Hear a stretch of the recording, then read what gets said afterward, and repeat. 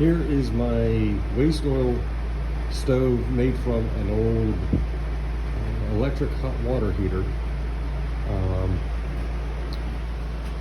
Typical in pretty much every which way. Just made a bracket up on the wall. Bucket sits inside here so it can't get moved side to side. Oil in there. Plumb this up. I did not plumb in a sight glass. Probably will in the future because it would just be nice. I did have the copper line coming down, wrapping around the flue first before going in with the air, but I think because there was air in the line and I could not purge the air out of the line, I was getting a horrible drip rate, a feed rate. Because of the amount of air that was in the line, it was having to slowly dip over each one of the coils, so I cut that short and just ran it straight in. An old squirrel cage fan, I found it work. It works. It is not powerful enough, but it was free. I had it on hand. Ignore this. This was the only fitting I had here to make this connection work, so I just had to cap it off. Goes in. Electric heater. This is the old wood stove.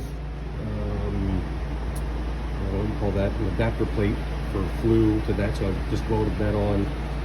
Welded all the openings with little caps and weld handle. It's sitting on brake rotors because I had to get up off the floor. It's stable.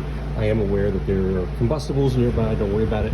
I will be cleaning this shop up. I got a fan running in the back to blow. I want to do better heat management in the future, but the way I did this was 2 brake rotors on top of one another with some space in between to get the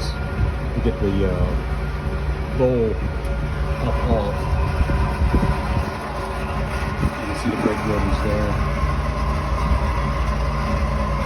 So it's up higher, up off the floor. The fuel line just goes down through the air. Nothing fancy. It drips in. I was planning on using the brake rotor. My first plan was using the brake rotor itself as the bowl, and I plugged up the lug nut holes in the rotor, and that didn't work well at all.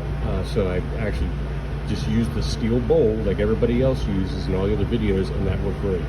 A little bit of oily rags, diesel, propane torch to get it going, and does not burn extremely clean.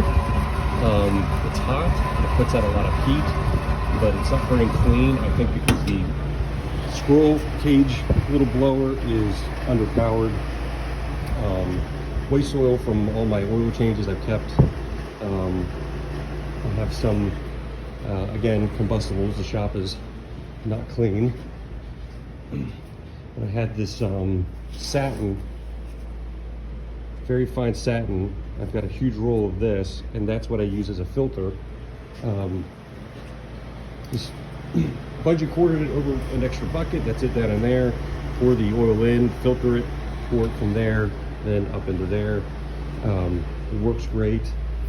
That worked great for a filter. This has been going for maybe 45 minutes now. 365.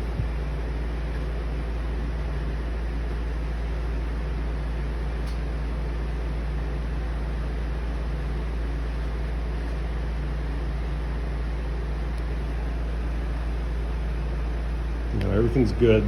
Temperature control's good. This is the size of my shop that I'm heating this with. That's what, 20 by 40. Primarily a wood shop.